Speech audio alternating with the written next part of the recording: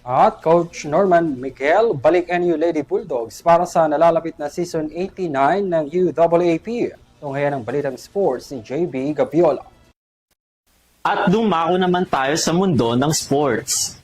Makalipas ang mahigit 2 taon, balik sa NU Lady Bulldogs bilang head coach si Norman Miguel para sa Season 89 ng University Athletic Association of the Philippines o UAAP.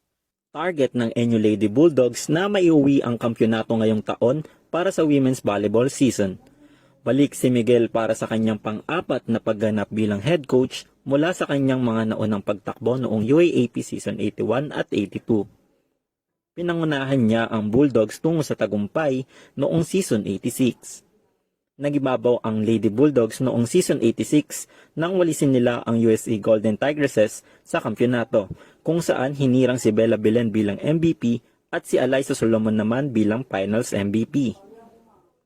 Bagamat maraming matitinding pagbabago ang pinagdaanan ng Lady Bulldogs, nagawa pa rin nilang magtatag ng dinastiya sa UAAP Women's Volleyball at umaasang makakuha muli ng kampyonato para sa kaysaysayan ng universidad. At iyan ang ating balitang sports. Muli ako si JB Gabiola. Balik sa inyo, Henry, Vanessa at Mia.